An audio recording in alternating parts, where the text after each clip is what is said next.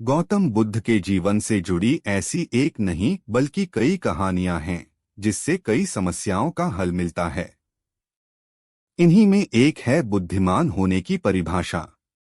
बुद्धिमान की परिभाषा और इसका सही अर्थ गौतम बुद्ध के जीवन से जुड़ी एक कहानी पर आधारित है। एक गांव में एक लड़का था जिसका दिमाग बहुत तेज था। उसकी यह खासियत थी कि वह किसी भी चीज को बहुत ही आसानी और कम समय में सीख लेता था, जबकि उसी चीज को सीखने और समझने के लिए अन्य लोगों को काफी समय लग जाता था। लड़के की यह ख्याति दूर दूर तक फैल गई। सभी लड़के की तारीफ में कहने लगे कि उसके जितना बुद्धिमान कोई नहीं है। लड़का चित्रकारी, मूर्ति बनाना, गीत गाना जैसे अन्य कई चीजों को जानता था।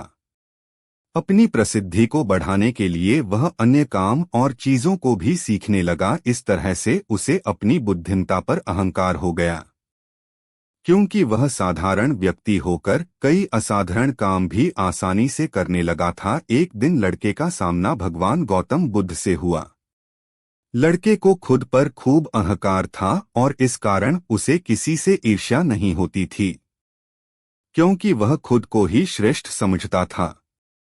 लेकिन पहली बार उसे गौतम बुद्ध को देख ईर्ष्या हुई और वह अपनी तुलना बुद्ध के साथ करने लगता है। वह देखता है कि बुद्ध के पास भिक्षा मांगने के लिए एक कटोरा है और उसके पास अपार धन।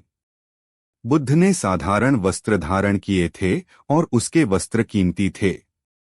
बुद्ध नंगे पैर थे और वह नंगे पांव जमीन पर पैर भी नहीं रखता था। इस तरह से लड़का एक नहीं बल्कि कई चीजों से गौतम बुद्ध के साथ अपनी तुलना करने लगा। हर चीज से तुलना करने के बाद वह मन ही मन सोचता है कि आखिर मैं इस भिक्षु के साथ अपनी तुलना क्यों कर रहा हूं, जबकि इसका और मेरा जीवन बिल्कुल अलग है। वहां मौजूद सभी लोग गौतम बुद्ध का सम्मान कर रहे थे। लड़का सोचने लगा कि आखिर इनमें ऐसा क्या है जो मुझ में नहीं है, जिस कारण मेरे भीतर इनके प्रति ईर्ष्या पैदा हो गई। अपने मन में चल रही जिज्ञासा को शांत करने के लिए वह बुद्ध के पास जाता है। पास कर वह कहता है, मैं इस गांव का सबसे बुद्धिमान व्यक्ति हूं और आप अपने आसपास जो भी देख रहे हैं, मैं वह सब करना जानता हूं। मैं किसी भी कार्य को बहुत कम समय में सीख लेता हूं, इसलिए सभी लोग मेरा सम्मान करते हैं। लेकिन फिर भी आपको देख मेरे भीतर ईर्ष्या पैदा हो गई। इसलिए मैं जानना चाहता हूं कि आपकी उपलब्धि क्या है। सभी आपको इतना आदर सम्मान क्यों दे रहे हैं? लड़के के सवाल का जवाब देते हुए बुद्ध कहते हैं, मेरी कोई उपलब्धि नहीं है, लेकिन तुम कह सकते हो कि मेरी यही एक उपलब्धि है। बुद्ध लड़के से पूछते हैं, क्या तुम्हें निंदा अच्छी लगती है? लड़का कहता है कि भला किसे निंदा अच्छी लग सकती है? बुद्ध कहते हैं कि जो तुम्हें अच्छा और बुरा लगता है, मैं इनसे भी ऊपर हूं। मुझे ना निंदा सताती है और ना अपनी प्रशंसा से प्रसन्न होता हूं। यही अंतर है तुम में और मुझ में। बुद्ध कहते हैं, तुमने सैकड़ों काम सीखे लेकिन सबसे जरूरी काम को सीखना भूल गए। लड़का पूछता है, कौन सा काम? बुद्ध ने कहा, क्या तुम्हें मन को नियंत्रण करना आता है? यह बात सुनकर लड़का समझ जाता है कि उसे बुद्ध से ईर्ष्या क्यों हुई।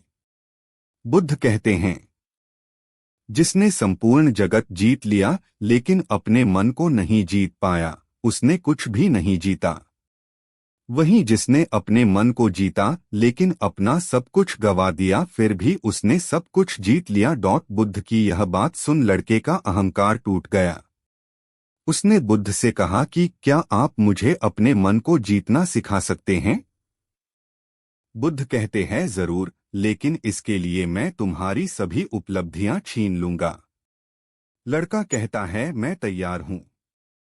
इसके बाद से ही लड़का ध्यान लगाने लगता है, क्योंकि ध्यान से ही मन को वश में किया जा सकता है।